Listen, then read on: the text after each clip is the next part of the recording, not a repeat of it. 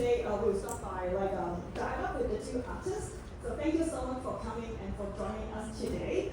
And it will be followed by a topic Q&A. So we prepared to ask questions from the audience. So basically, my questions can be divided into three parts. To explore language as what we speak, music as a language, and language as a system.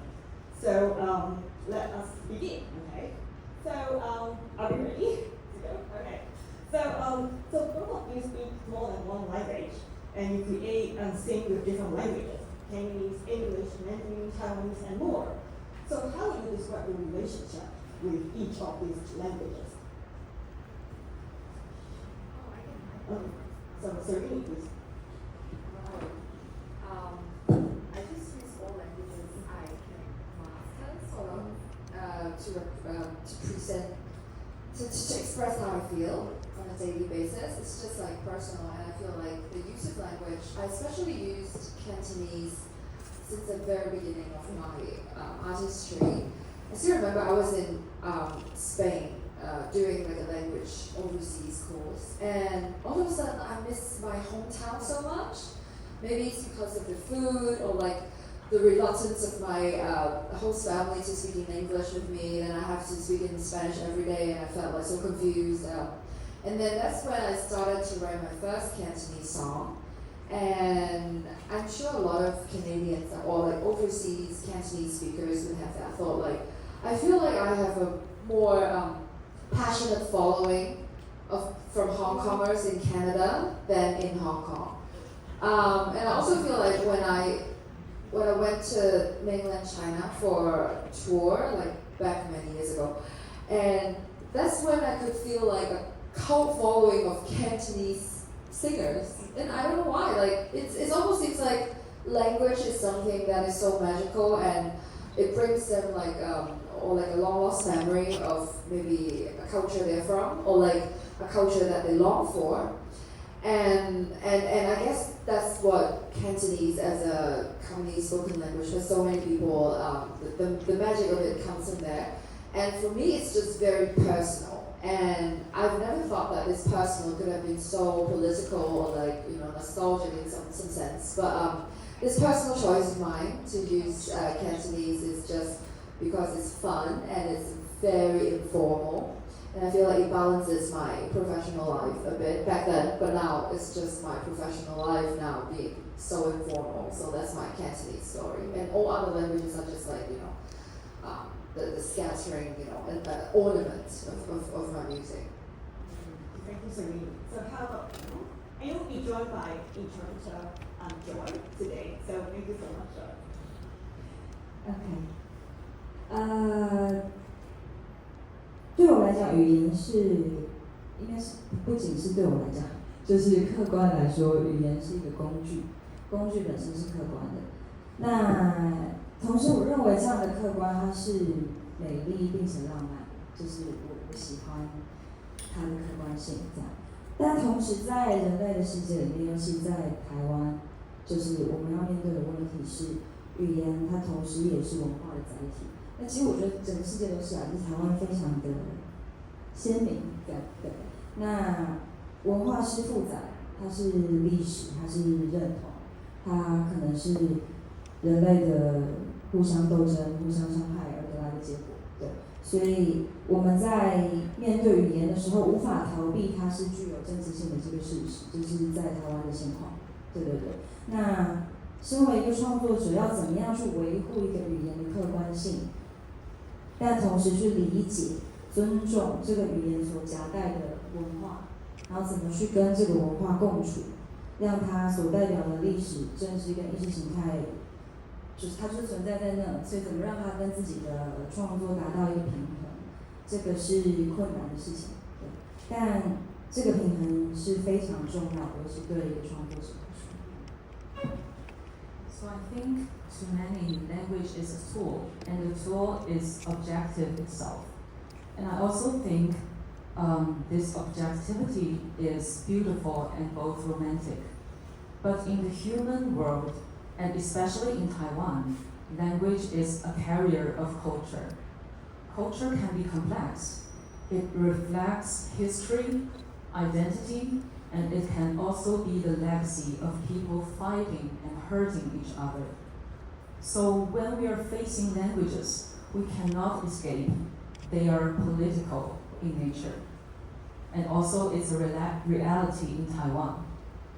So as a creator, how to balance the objectivity and also to also be creative in my composing is very challenging, because you have to respect, understand, and also coexist with the culture embedded and what it represents in history, politics, and ideologies. It's very challenging, but I think achieving this balance is crucial. 那基于此前提呢，我在2022年的时候写的那张全台专辑《水逆》，它就是以文学跟语言学作为核心。那专辑里的第一首歌叫做《人如何学会语言》，我不确定在场大家昨天有没有来看表演，如果有的话，我昨天在台上分享这个故事。那我在这边再简单的分享一下。这是取材自作家吴明义老师的小说《孤独之地》，他在台湾是地位很高的小说家。那里面的第2篇就叫做《人如何学会语言》，英文是 How the Brain Got Language。这篇文章它的故事是这样子的，我简单讲过，就是一个自闭症的少年。他长大之后成为了一个鸟语研究员，因为他很喜欢鸟的声音。但是他因为丧母，他悲伤，所以他自己也生了一场病。他发烧完之后，他就失去了听力。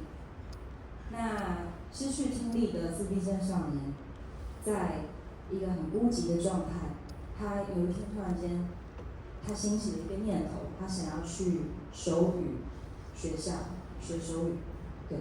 然后在手语学校里面，他第一次交的朋友，他就想，我想要跟我的朋友们介绍鸟的声音，所以他决心用手语转译鸟语，然后跟他的朋友分享这个鸟语的故事。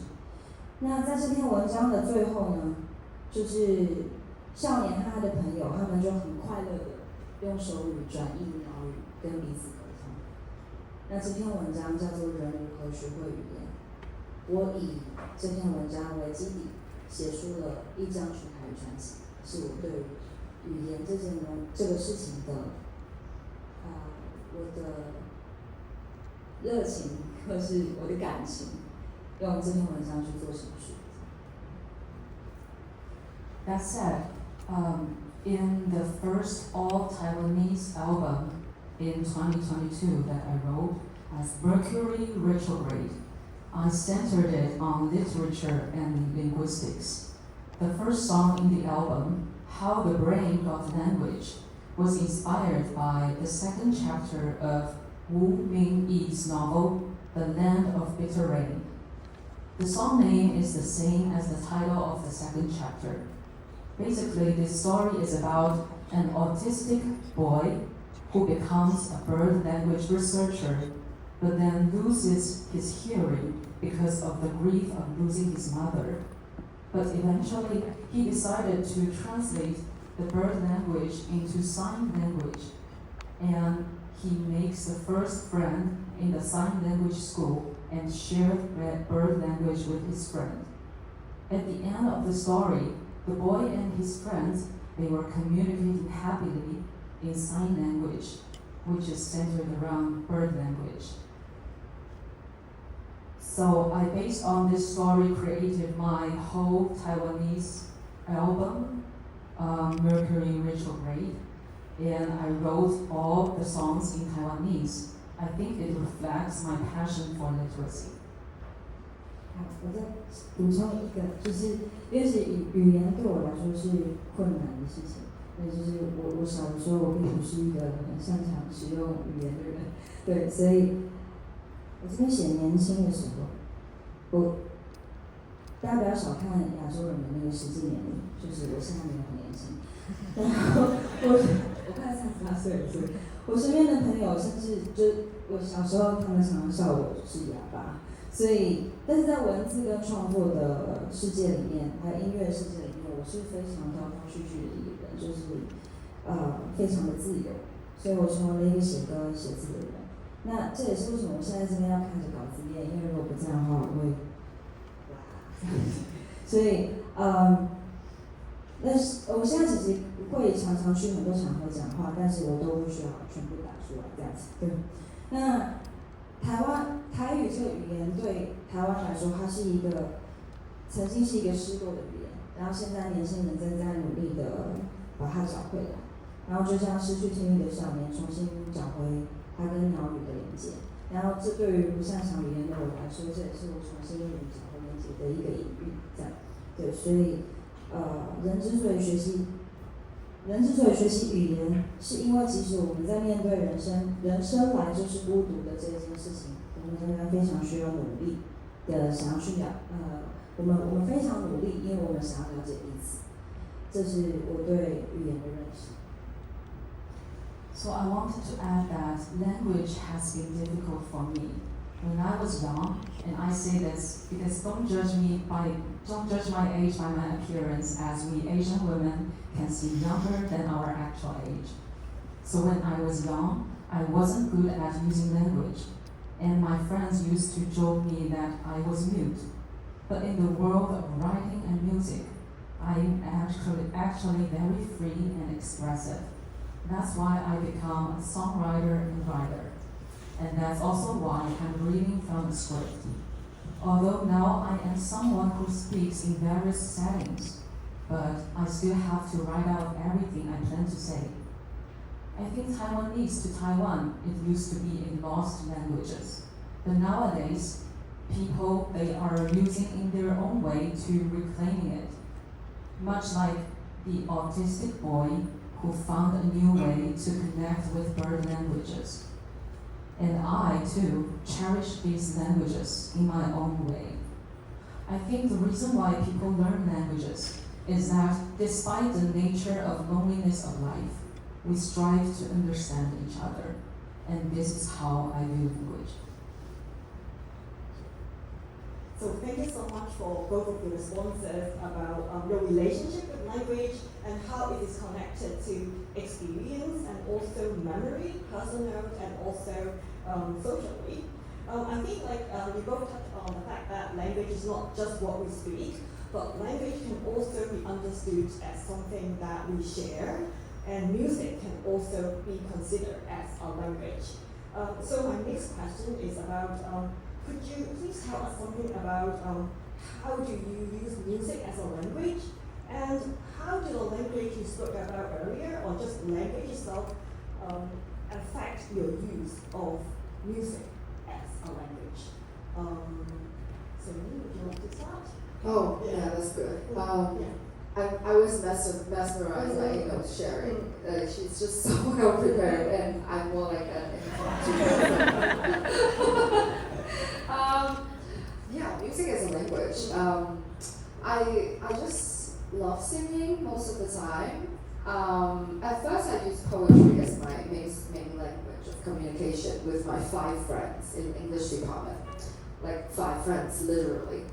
And I just wanted to connect with more people, as what Enno says, like when people are born solitary, they want to use language to understand each other. Either it's just like sign language, spoken language, or like written, any form of language. They want to connect. And I started wanting to connect with people when I realized my own loneliness when I was in maybe high school, or like when I was 12, 13. When I first had this realization that I couldn't stand the system of school. Keyword system, I'm hitting it. And I was so confused, and I connect so much with the autistic boy in the story. I'm pretty much very autistic too. And I just couldn't stand being in a Orthodox church-like setting for my high school, and I just had this sadness, so rage building up inside me. And then I resort to poetry writing. Okay, that's not something you resort to when you try to rebel against something, but that's what I did. Got into uni, and then I started writing poetry. I was so liberated by a lot of romanticism writers. And then I just found I just found this is like quite not enough for me, poetry. And this is when I just entered, there was this summer I went to University of Virginia to have like this conference with a bunch of other, because I was in YMCA at the time, like a voluntary group, university voluntary group. And then we were just having this like vision leaders camp. And I still remember asking this question to my camp leader. I was like, okay, if I want to change the world, or like if there's something that I really want to change, what's the best way of doing it? And I think like he doesn't remember it probably, but he's just like, oh, okay, just put it in music. I don't know, like just communicate in any sense you want. And to change people, you can maybe just put things in song, like just write about it. I out of nowhere, like the context is just nowhere to be found. But like I just remember the whole thing with this YMCA leader, and ever since then I just started writing very informal music about poverty, about like how I just want to just sneakily want people to be aware of the indoors, the anti-outdoors, and all that. And yeah, and music has become something that I use as a language to communicate with people and be friends across the world. But basically, I don't meet them as friends. I just meet them as like spirits, maybe. I just like want to connect people with how I feel, and then be it resonating with how they feel or not. I feel like I can build a community, and that's what I wrote about in my thesis too. But I just decided to shelve it because I just don't want people to see how I understand mobilization and culture forming in the Hong Kong context now. So I just treat music as something I personally use to communicate with people, and I started from there. Being extremely personal is very political too. If anyone has any minimal exposure to cultural theories, you would understand that. And yeah, and music as a language is something that it brings pleasure. And I use language in my music too, so an extra layer of communication. And the glamour level can be communicative too. Like, I just speak a layman language of maybe adorable lady smiling, singing on stage.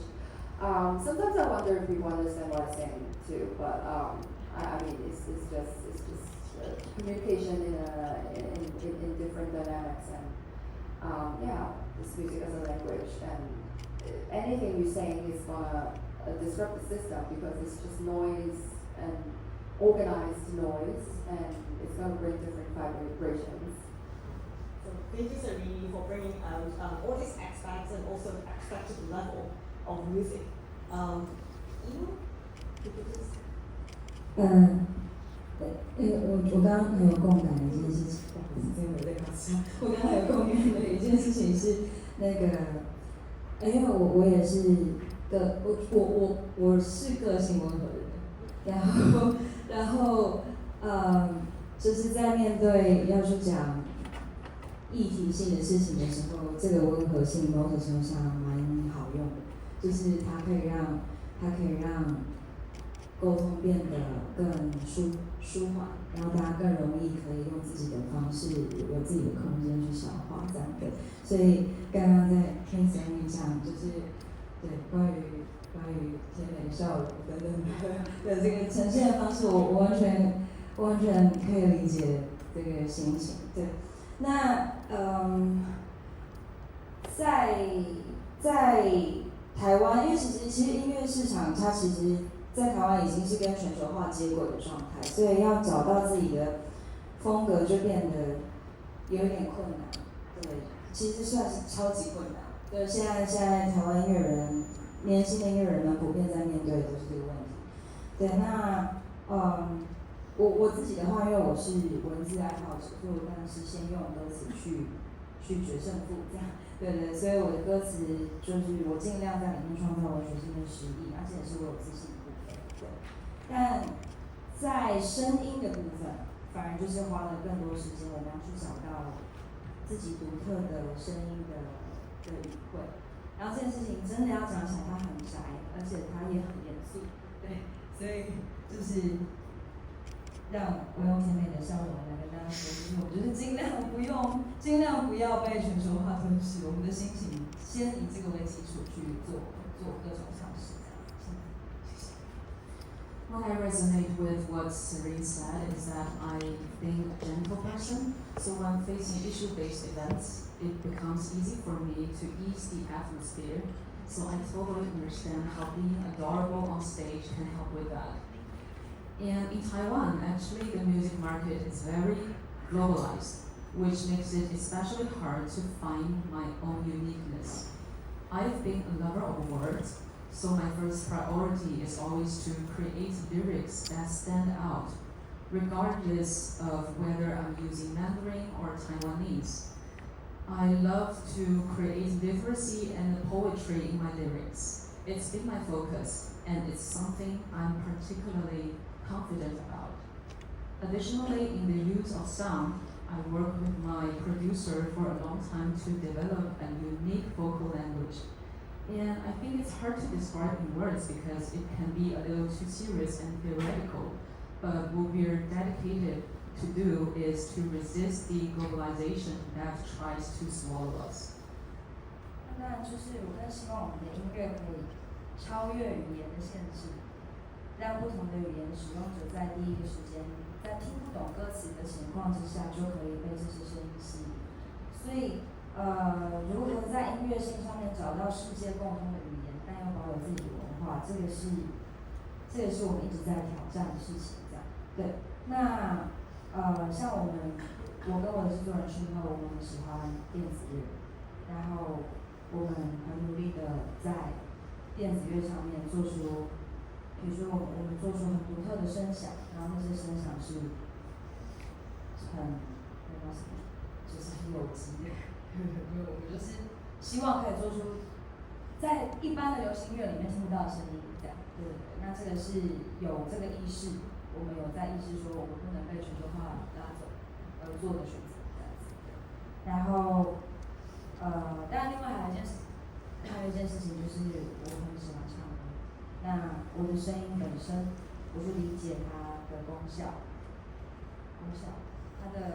它为什么会被人想听，对。然后我有一天发现我的声音可以让声音争论和焦躁的氛围平息，对，这件事情让我快乐，所以它变成我的武器。那我就在唱歌上面下很多的功夫，去让它觉得。So we hope my producer and we hope our music can transcend the barriers of language and allowing different language users to be captivated in the sounds that we make without understanding the lyrics.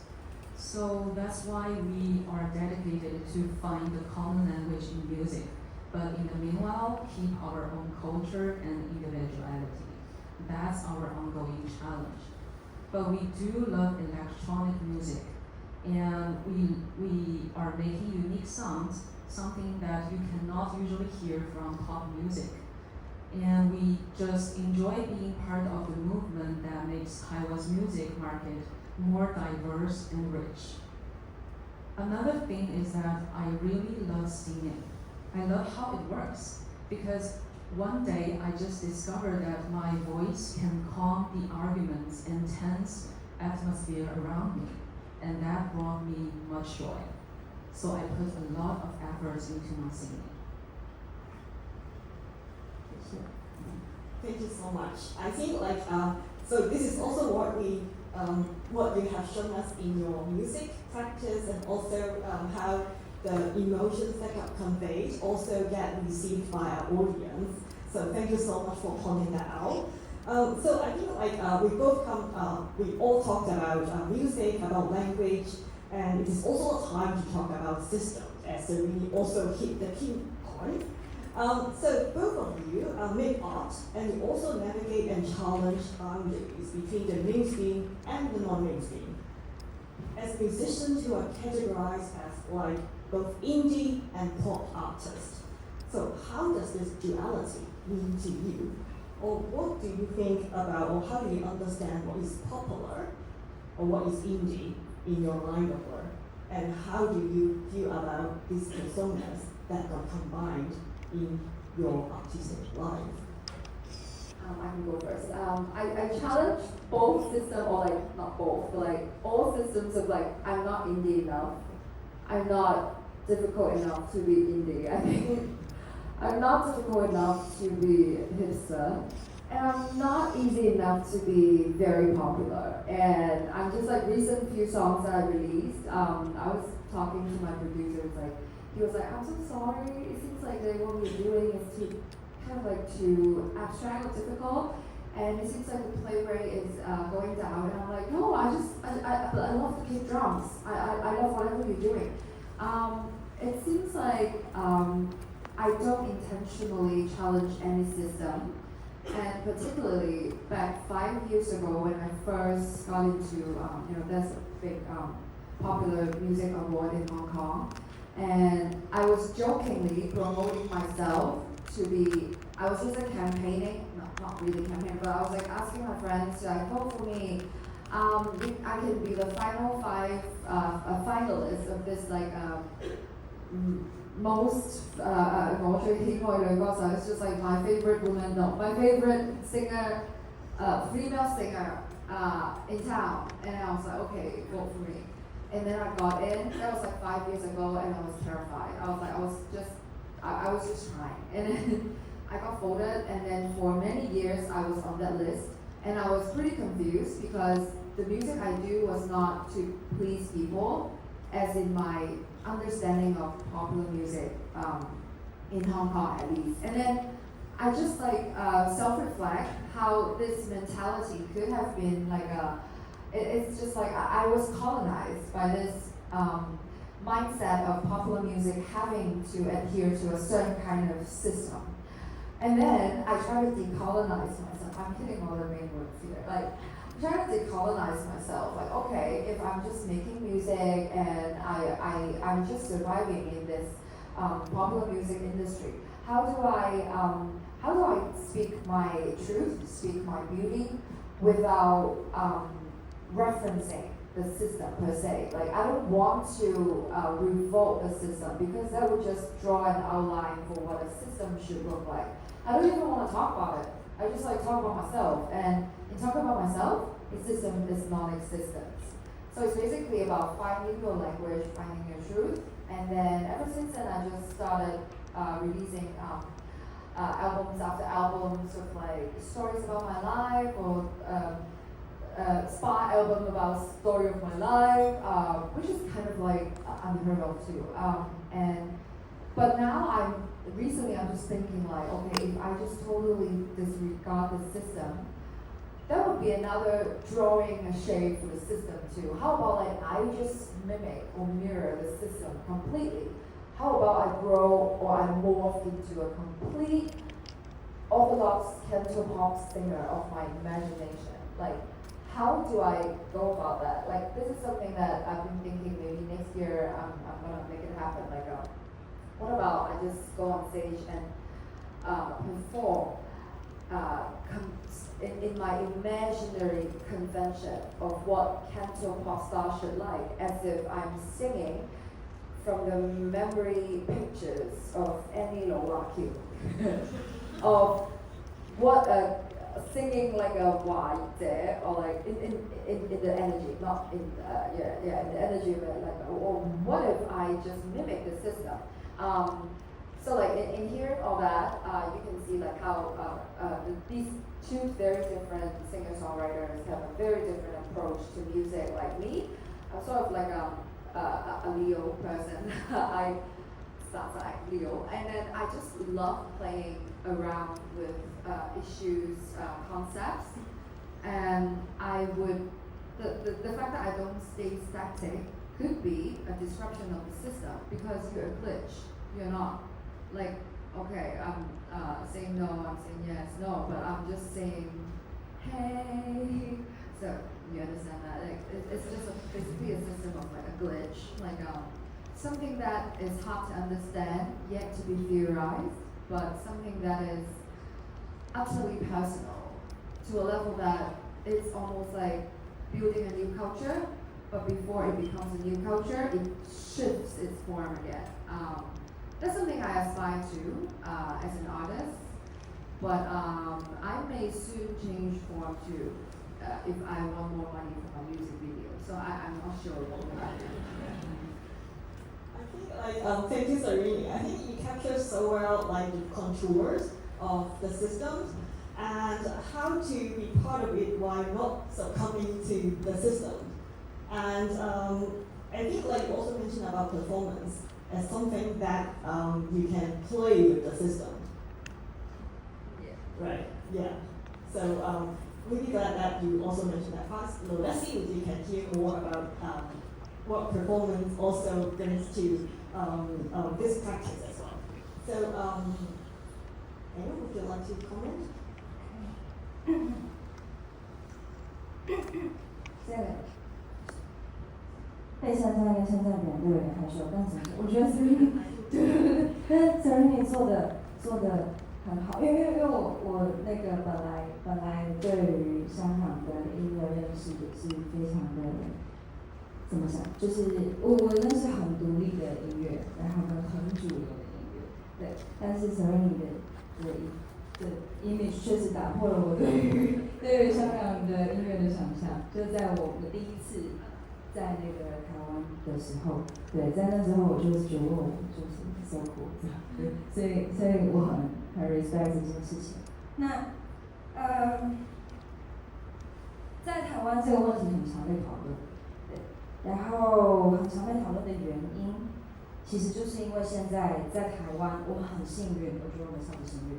就是我们的独立音乐跟主流的分界越来越模糊，几乎要不知道要怎么分了这样。对，所以现在的独立歌手，对不起，这个也没有在稿子上面。就是那个前阵子我的韩国朋友李龙，因为他好我们有 feature， 然后他来台湾，那因为韩国的音乐场景是独立音乐，就是超爆独立这样，就而且资源超级少。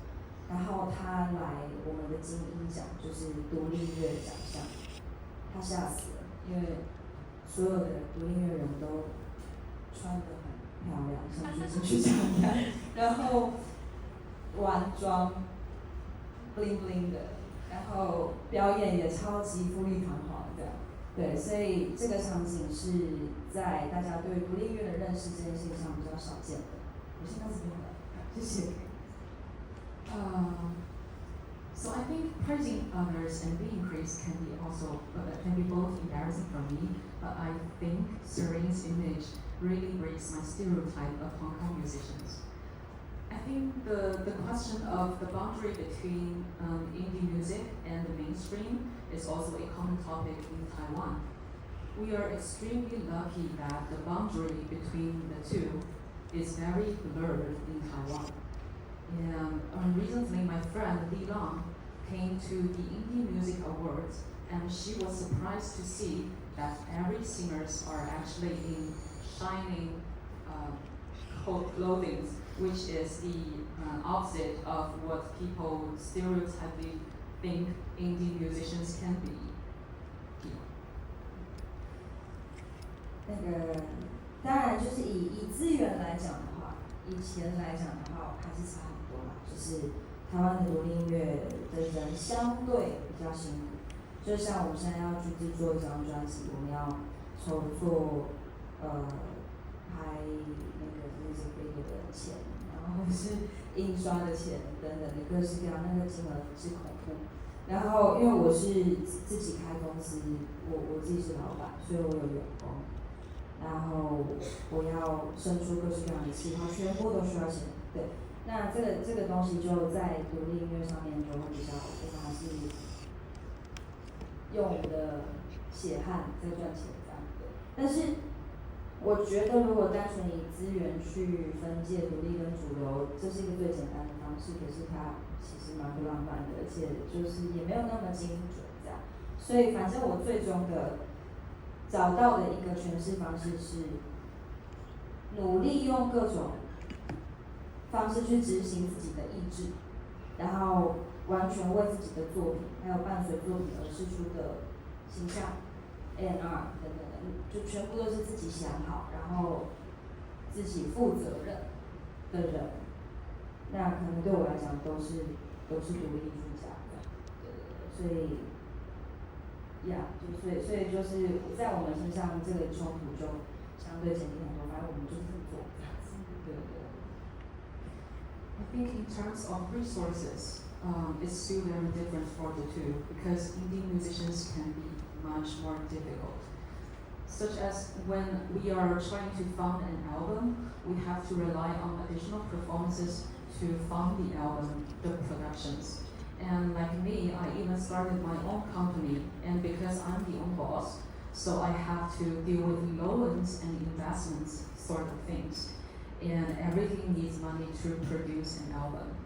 So I also think that if you define mainstream and indie by resources, it might be the simplest way, but it can also not be accurate and romantic.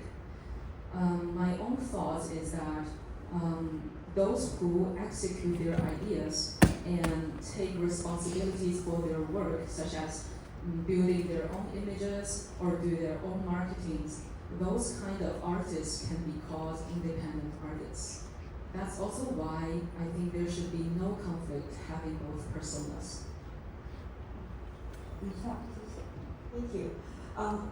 Really appreciate that, both Serrini and Enno, they pointed out how indie is not limited to just a definition by resources, but it can also be about mentality, can be about visions and also perspective. And this really widens our imaginations and also our approaches to different forms of music and different styles of music. So in the following questions is one that I really want to ask. So both of you as prominent female artists with vision and also with doing your own music, creating your own music.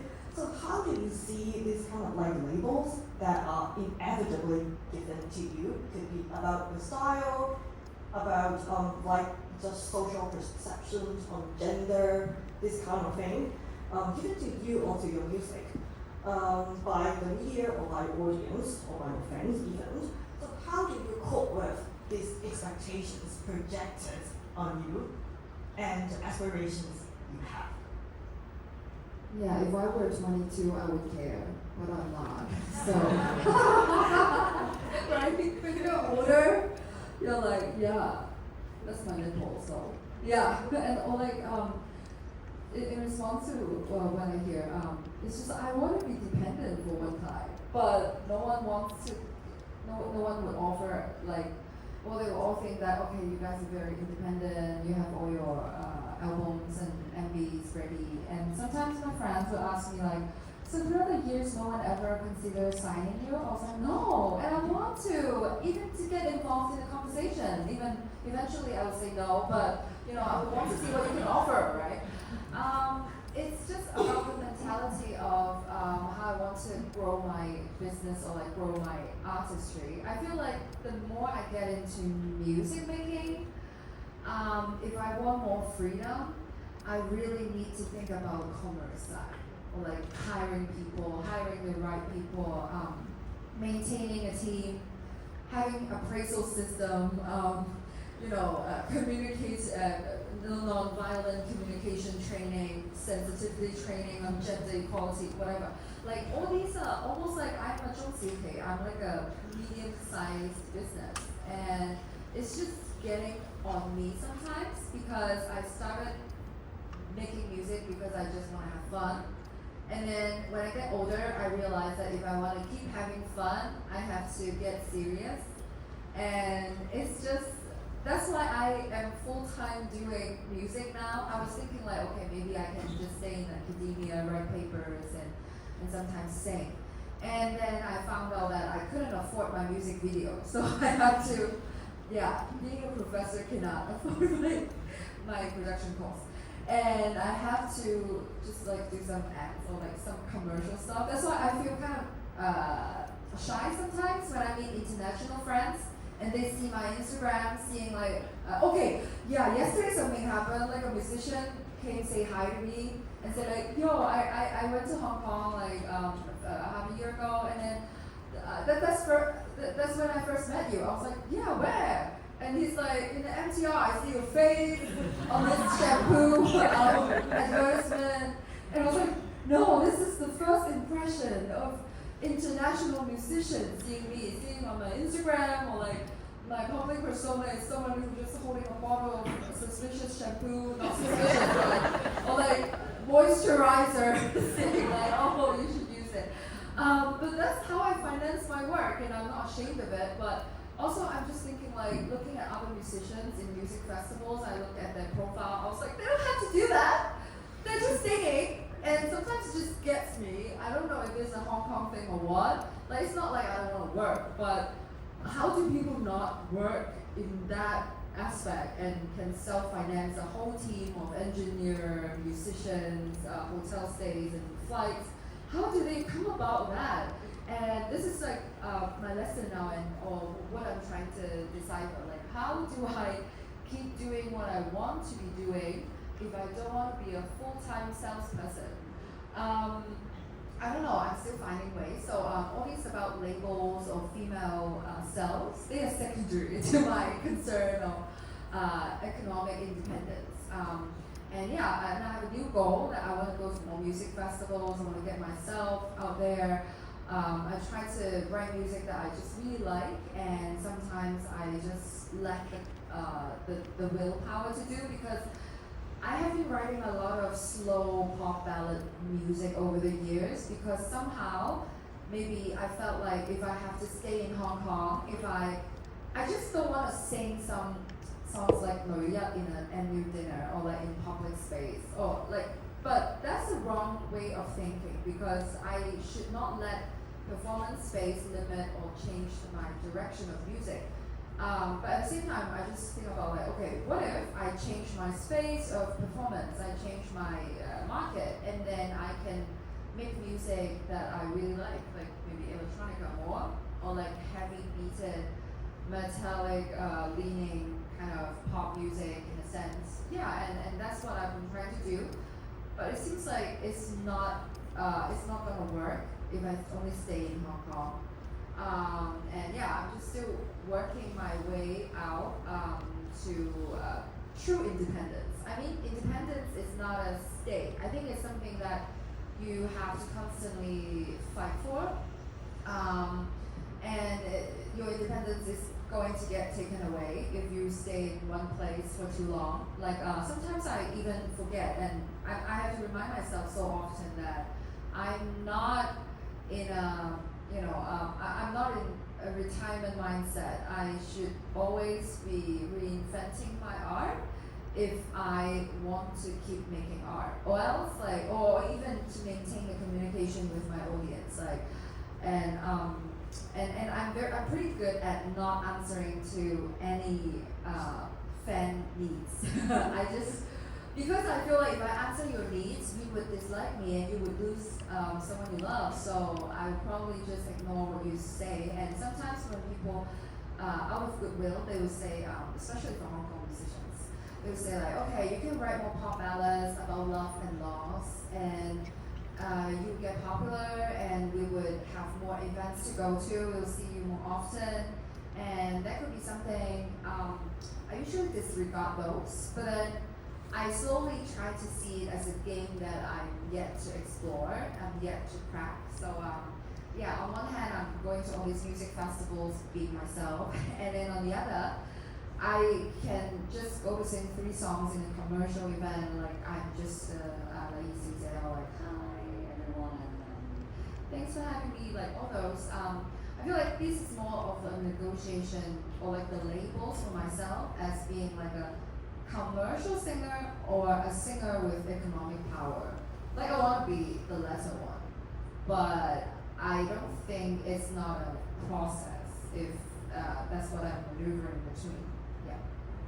So thank you, Serrini, for telling us and sharing like deeply about different roles, positions, and identities that one can actually shoulder at the same time or on different occasions. Enno, would you like? 我再重复一下，不好意思。没有，我只是因为我刚刚觉得很有感触的一件事情是，我的以前近5年以前有一个标签，我一直让我很烦恼，就是大家一直觉得我偏英语的，就是我太独立，然后可是我要扩展，我不甘心。对，所以就是我很想要突破那个界限，但是还是保有英语的状态。对，所以这个本身是有一点任性的行为，所以要怎么把它做得漂亮、做得体贴，但同时我还是做到，这是很困难的事，这样的。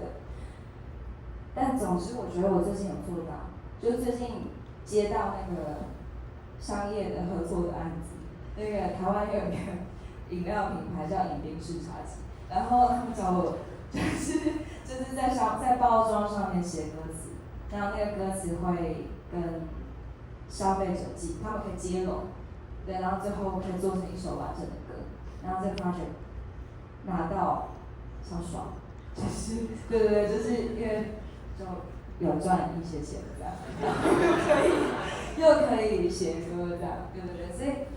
最近有类似的事情发生，就陆陆续续有一些商业出现在我身上的时候，我是超开心的。对，就是哇，我的indie的这个标签，靠我自己的努力打破。谢谢。I resonated so much during Serrini's speech because 5 years ago I had this label of being too indie, and I don't like that. I want to break through but still keep being independent. I think I succeeded recently because I got a commercial of a Taiwanese drink, which they put lyrics of my song on the bottles, and I'm so happy that worked out for me because I get to keep my independence and also get commercials and to finance my works. So that's how I break through my indie label. 那就是回到稿子内这样，就是因为我近期的我在音乐上面还有我的为人上面最常被下的标签可能是温柔、疗愈的、有力量的，就是其实是很偏一般大家对于女性的影响的，对。然后这不是不好的标签，这些都 OK。对，只是当然有时候我会自认为自己有一些歌其实是犀利的、有破坏性的、反讽的。然后，即便如此，如果大家可以从这些歌里面都还是听到疗愈，那我觉得这就是我本质上可以做到的事情，所以我觉得也没有不好。那比较需要挣扎的一个标签是，就是 LGBTQ 这个标签。对，因为就是我不确定现场大家对我有多少认识，就是我在2017年的时候有一个离婚并出柜的新闻，然后这个新闻在台湾很大，然后这件事情让我很累，就是一开始的时候我觉得我并没有充分的准备，那而且因为我是一个创作者，我始终觉得创作应该摆在人的前面。但现在没有办法了，所以我必须要让我的创作重新赢过我的人，这样对，所以我花了非常非常多的时间，不断的去跟大家诉说我的创作理念，然后还有不断的想办法让自己的创作变得更强大。那花了很长，我觉得很长时间，大概可能6、7年、7、8年这么长的时间。现在我觉得应该算是有一点点成果，因为大家现在对我的描述都是先讲创作，然后后面才是自然生活。So in my music, I'm often labeled as gentle, healing, powerful, which are very common for female singers. I'm not saying these are bad, but however, sometimes I think I can be sharp, destructive, and ironic. But still, if people can find healing energy within those songs, that's what I naturally provide, and I don't think that's bad. But the struggle I have is with the label of LGBTQ, because in 2017, after my divorce and coming out, it caused quite a stir in Taiwan, and I became the focus of mainstream media. I hope, as a creator, as an artist, I hope for my work to be understood first, and not rather my sexual identity. So it took me a long time to explain my composition theories, my work, and it actually took me 7 to 8 years. But I managed to do it. I think it seems to be going well now, because now most people talk about my work first before touching on my personal life. 那最后再小小分享一下，但接下来就明年会再出一张新专辑，然后也是一张全台专辑。那我现在在担心的事情就是，它有可能又即将要颠覆大家对我原本的认识，就是它是我自己认为它并不是一张很温柔的作品，就是它可能甚至有一点点，就可能会刺激到大家。对，但是这是我现在想做的事。然后，反正我前阵子跟一个台湾音乐前辈聊这件事情，然后我跟他讲说，我知道我喜欢讨人喜欢，但是我现在正在背离我的本性，怎么办？对。然后他回答我说，当你可以自己说出这句话的时候，你就已经赢了，你已经赢你自己了。这句话对我来讲很重要。谢谢。So I'll have another full Taiwanese album next year, but I feel a little uneasy because it can challenge the expectations on me. It will be a little sharp. It will not be such gentle. But this is what I really want to do. Actually, a few days ago, I was talking to a senior musician about this. I said to her, I know I like being liked, but I'm actually doing something that's against my own nature. And she answered me, when you can say this to yourself, you've already won yourself. And I think that's very important to me, and I'm grateful for that. So thank you so much for sharing this news about your new album, and also, of course, we look forward to it. And I think most of all is also, I think both of you talk about the courage to subvert and also to go beyond ourselves and also be true to ourselves. So thank you so much for that. So I'll keep my last question to the very last. Okay. So we have some time to open up this discussion to our audience. So if you have any questions, please raise your hand. Okay. And we will be taking questions from our live audience. Okay, that's over already.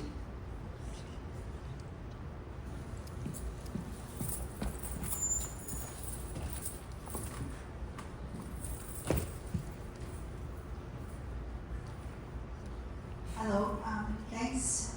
Cynthia von Bachmann. I am Taiwanese American professor at UBC. I listened to all your discussions intensively and really dying to ask the following questions.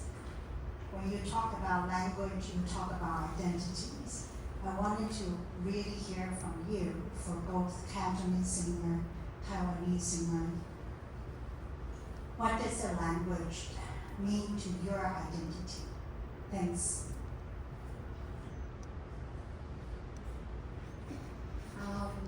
That's a very sharp question and a very concise question. Language and identity, I try to keep everything fluid. As a Hong Konger, I grew up in English schools, and we had to learn Mandarin since a very young age. Cantonese is more like a informal language and something people joke in, or like have daily conversation in. And the writing of Cantonese in music is quite interesting too. We use written language of Cantonese, A lot of times, if you use spoken Cantonese in a song lyric, it would sound obscure, or like it would either sound dated, like a 70s rendition of Sam Hoy's music, or it would sound vulgar, or even like it would sound funny in a sense, or it would sound experimental. And then what I did was all these mixed of languages in my life, I code mix them in my music. Sometimes one line can be a Cantonese saying, and then the next line would be something really poetic or even archaic Chinese. I have this freedom because I just don't care about reception of my music, but at the same time, it's just like me trying to play with my identities as being like a first generation university goer in my family, a first generation of immigrant maybe, like a lot of Hong Kongers, the second generation of immigrants, yeah. A lot of Hong Kong parents, they either come from China or they either come from, the parents fled China. I think a lot of population of that is as so. So yeah, my languages and my identities, I try to keep them as in like the fluid form, they resonate. So that's just me. A lot of times when people write their Cantonese lyrics, especially lyricists, masterpiece, they would, but it varies from singer to singer. I guess for me, I can only speak for myself. It's just keeping things, the keyword is fluid. Yeah. Thank you. 台湾是一个，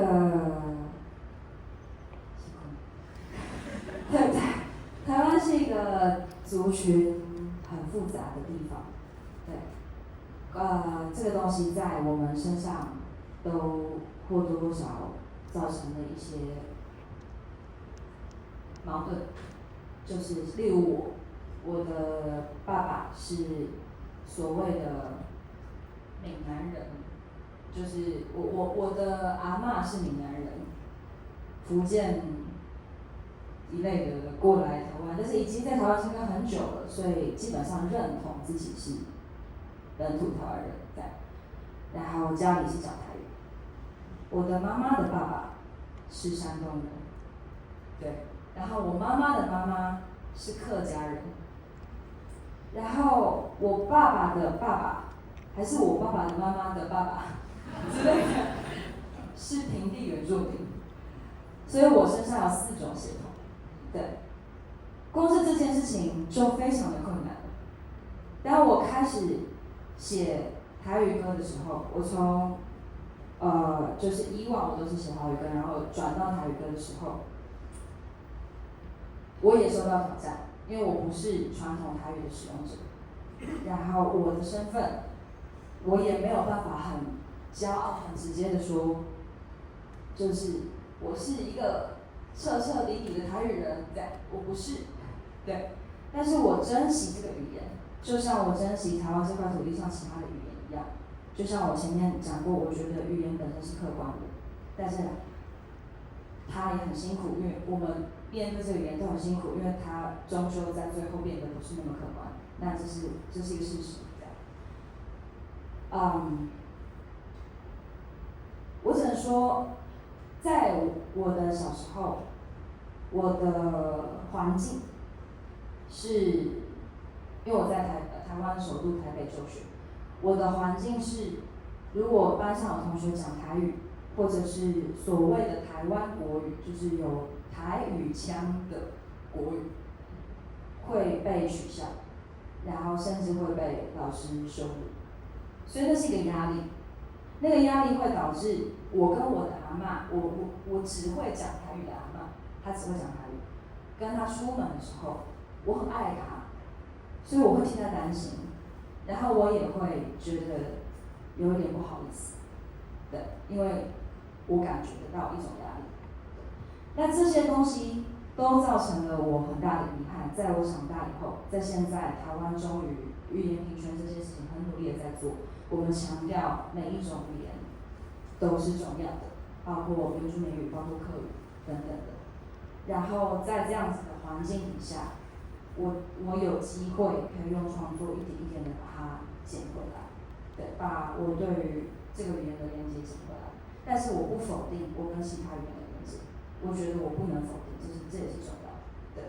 所以在台湾，也许有一些人，因为他们要保护台语这个语言，所以大家会很愤怒，对于他以前曾经是一个被打压的语言，对，然后就会想要强调它是属于台湾的语言，这样，然后它是非常非常需要，可能有些人甚至认为它是最需要被重视的语言。但是我始终认为每一个语言都是一样重要的。那我们努力做到这件事。然后其次是，也因为我的个性比较温和，所以我适合用温和的方式。那最终我把一切都回归到创作，大概是这样。谢谢。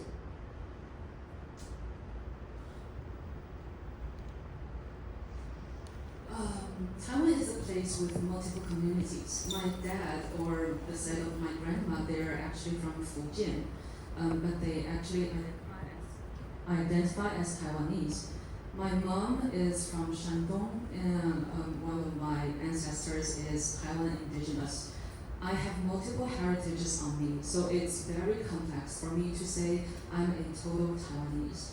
But actually, I treasure the land, the languages. The reality is that the languages will become not so objective eventually. When I was a child, when someone spoke Taiwanese in the school, or just even spoke Mandarin in a Taiwanese accent, they will be laughed at. So that's why when I went out with my grandma, and who only speaks Taiwanese, I felt very awkward. We're lucky that Taiwan has become inclusive in languages. So I think I can't deny my connections to any language. People in Taiwan who try to protect Taiwanese the language think that the language was once taken against. That's why we have to protect it. But I think that each language has a reason to be treasured. And that's why my love of those literacy, those languages is reflected in my works.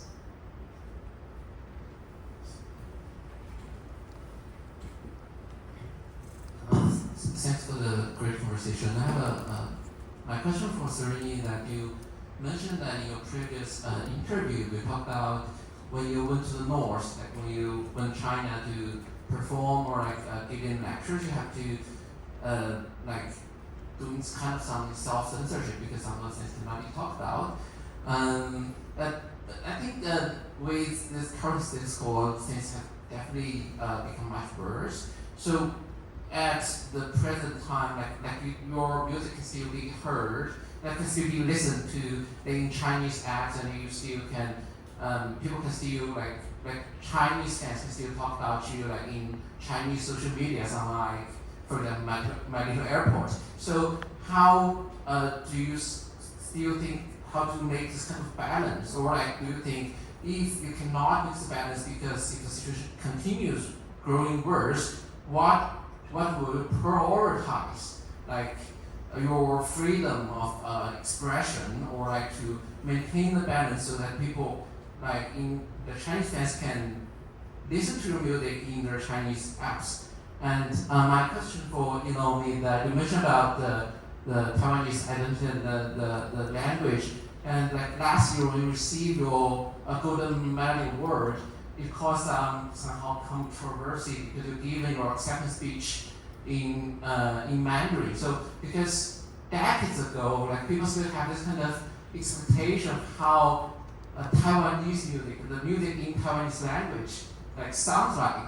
But I know there are a lot of great musicians like you challenge this kind of ideas and keep it evolving, but still people still have this kind of certain expectation of the old Taiwanese music, and also they have some picky things about how the tone, how the pronunciation of certain words, whether it's kind of quote unquote standard. So how do you think of those kind of people's expectation of the Taiwanese music? Thank you. All these sharp questions. I love it. Any Chinese fans here? Or like, well, I think it's all about like, if it's illegal to be gay in Russia or in, I don't know, any place, do you stop being gay? Or do you stop acting gay? Well, that's just my answer to your question. I don't know. Everything is a performativity, and I feel like if one day music about do I text a guy or not get banned in somewhere, people must be so repressed and they need those music. So I guess it would just come in another form from another inland singer, songwriter, singing the most repressed lyrics to the audience, and that could resonate with the fans better. But if people using whatever VPN they have, in whatever purpose, either it's just getting a YouTube Premium in an Indian VPN, or like, you know, we've all been there. Well, I haven't. I'm an honest human being, but yeah, it's just about tactics of life, and being in life, being fluid. That's what I understand after spending so many years in grad school, discussing with my friends and family, and talking with people, creators around, Chinese musicians. Well, we just keep on making music. We are not like just gonna not make or make something else because we feel like that we are censored. But I just feel like if we have good intentions, whatever language we use or whatever topics we use, we are, as artists, we are always fighting for authenticity in any art form. I feel like, and you can see the struggle of people writing in music, writing in poetry, writing in novels. I feel like this struggle is what makes their work memorable and Nobel Prize winning. So.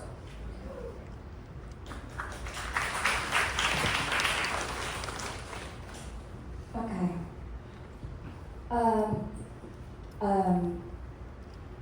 跟大家前情提要一下，就是在去年吗？去年我那个因为水逆这张全台专辑拿了2个蛮重要、蛮大的奖项，所以就是但是在台上的时候，我选择用全华语的方式讲了我的感言，这样。那这件事情有让一些就是对于台语非常努力、非常致力于就是让台语可以重新被认识、被理解，并且就是变成官方语言的人们就有点生气，因为这个我觉得这背后有很多的原因，它不仅仅是。因为我不是第一个在台上就只讲华语的人，但是因为我的音乐本身也不是大家一般对于台语音乐的认识，对，所以其实一次被突破了太多东西，那我想对他们来讲是有一点不舒服的事情这样。但是我必须说，我完全可以理解，因为他们真的花了很多的时间，他们非常努力的在想要保住台语这个语言。那不管是什么议题，都有激烈做法的人跟温和做法的人，这些人必须同时并存，这个议题才会走动。对，所以我其实并不，我当然会难过，因为就是等于是本来一个很开心的事情，突然之间必须要它变得有点复杂这样，但是我并不觉得我们是对立的。对，我并从头到尾我没有觉得我们是对立的，我只是觉得很可惜，我们在这一次没有办法是一起。对。那回到我在那个台上的选择，我为什么会使用"选择"这个字，是因为其实我有想过，只是大家一直以为我是因为我台语不好，或者是我没想到，但其实不是。就台语不好的话，还是可以练习，我有时间的。就是而且我有在演戏的，我平常也是有演员的身份，我是可以做到的。对，只是我觉得我一直以来的历史，我这个人的历史，我并不是一个台语的倡议者，然后我是一个台语的学习者，所以我在一个奖项上面第一次拿到奖，这是我第一次站上金奖的舞台，我就使用台语，我觉得反而是对这个语言的冒犯，因为就是我还要学习它的东西太多了，然后我不想要它变成一个表演，我不想要它是一个矫情的存在，所以我才这么做。但是因为那个时候就是后来引起了一波争吵，那也很多人为我说话，然后我觉得那个时机真的不适合去讲这个，其实有一点点复杂的心情。我觉得那个不会让事情变好，所以我觉得我讲什么都不会让事情变好，都只会让大家越吵越凶，这件事情不会和解。所以我那时候只能什么都不说，这样。但是其实什么都不说是超级痛苦跟困难的事，所以我只好非常努力的回去用功加强我的台语，然后接下来在一次一次的场合，在各式各样的场合，我开始用台语说话，来表达这件事情，就是我并不是不尊重这个语言以及它的重要性，我是知道的，然后我在学习，这样，那以及就是希望下一张作品大家可以更，不管是什么角度的人都可以在里面找到认识他的方式。谢谢。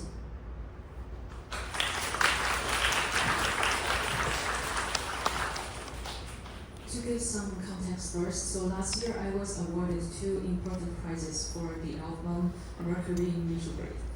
But I gave speeches in Mandarin instead of Taiwanese when claiming those prizes. This actually frustrated those who hope to protect Taiwanese. But I totally understand because they've been trying so hard to preserve the language. For any topics, I think there should be different opinions. Although I'm sad that this happy achievement turned out to be like that, but I understand. I don't take excuse of not speaking the language well because I'm actually an actress too. I can just pretend to speak the language, but I never see myself as a language advocate, but a learner. I didn't want to use Taiwanese when giving the speech because I didn't want it to be a performance.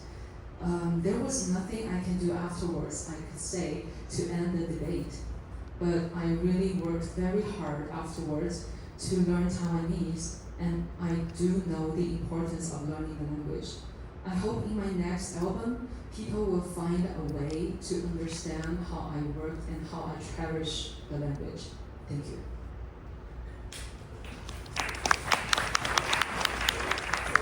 Thank you so much for all of your thoughtful responses. I think you showed us, both of you, the courage to be ourselves and also to make choices in music and process of choice of expressions. So I will ask the very last questions today. So we talked a lot about language, music, and also about systems and breaking through constraints and also going beyond ourselves. Last but not the least, what or who do you want to speak for ultimately? And through music, have you become the person you want to be? This is a big question. It's like asking what I want to be when I grow up. I'm just speaking for myself. I don't know. I'm learning to be more eloquent when I'm facing the public, especially when we have public appearances, and then it seems like whatever language we use, whatever clothes we wear, people would have an opinion of that, and I feel so tired of why do I have to answer that, just fine. Yeah. But at the same time, I feel like I have to drag myself back to the reality of that's, of course, people who want to have that conversation, however insignificant you think it might be, and I would treat this as philanthropy from now on. It's just me as service to this world in the name of whatever religion you want. Like, I just want to humble myself as a nun or like a father or like a monk, and then to just humbly answer to all these questions without raising my emotion or rage. Maybe I can do it better when I get older. So I feel like my music is slowly releasing my repressed emotion, and it's slowly becoming my therapist. So I am becoming who I need and who I want to be. Yeah, I think we're doing fine. I'm doing fine. You're doing fine.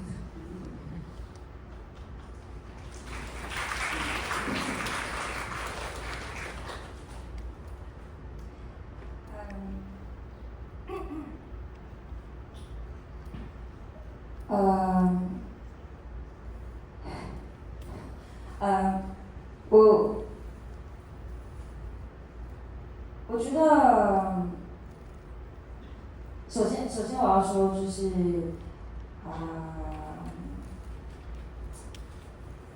人有，我觉得，基于对于人类世界如何才是真正的全面性平等这件事情，因为我有很明确的想法，所以除了做音乐以外，我用一个就是音乐家是一个表面的身份，还有很多其他的，比如说我有写作，我常常去讲座，我甚至可能是一个八卦新闻会出现的对象，这样，就是这些角色底下都是有我对这个世界的很深的一些寄望。对，这其实我是一个非常渴望这个世界的人，然后我渴望这个世界，当然也会受伤，受伤之后产生创作，然后在这个创作之中，我逐渐的有了听众，有了听众之后，我理解到 ，OK， 就是有了听众之后我要干嘛？我要把我对这个世界的渴望，我对这个世界的想象，在我有限的能力之内，尽量的用我的能力去把它建构起来，带给大家一种新的可能，或者是我们大家一起思考一些事情。那一起思考是快乐的事，虽然我们在思考的事情有的时候很严肃，或者是有的时候让我们很辛苦，因为不一定思考了就有答案，很多时候思考了没有答案，很多时候问题没有解决。人并不是全面性的平等，这样，对，所以就是目前我还在为这件事情努力当中。那就是我的做法始终都是如何和平的突破各种限制，或者是如何就是温和的，因为我就是一个温和的人，无论如何我没有办法，我喊口号或者是我做任何激烈的手段都很怪，只要是我做不出来，我做起来就会很别扭这样，对，所以那我就用我的方式去做，这样子，那就是希望它多多少少有一点用，对，在除了创作以外，我在创作世界里面可以很自私、很尽情挥洒什么的，但是一旦我思考到这个世界，我就希望我可以有点用，这样，大概是这样，谢谢。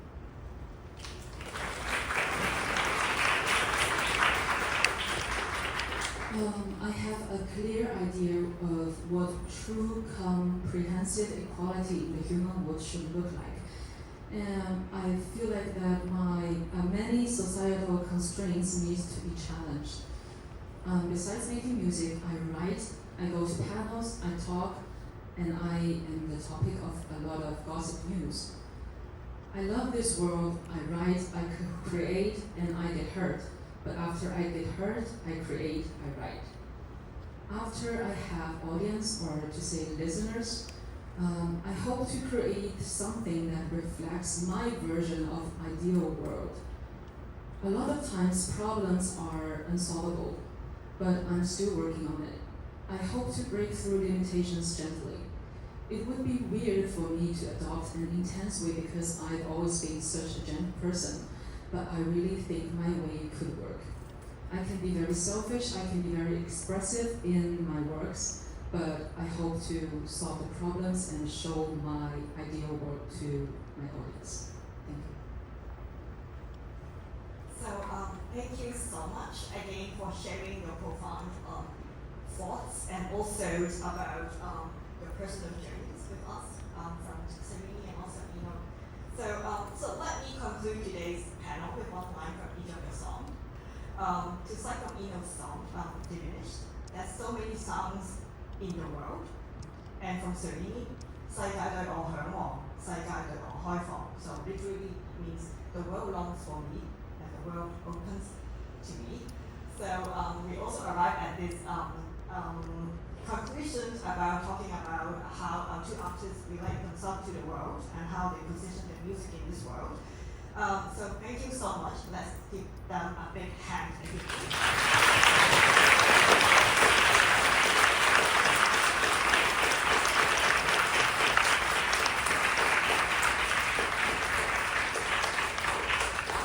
And also to our audience, thank you for coming here and thank you for participating in this panel. I hope you all have some takeaway with you today. So please continue to support J Music Fest. There will be another event organized by, of course, Music Fest today at this venue at 3 p.m. And so feel free to support and also support the coming years of editions as well. So thank you so much for being here again, and we hope to see you all again. Thank you.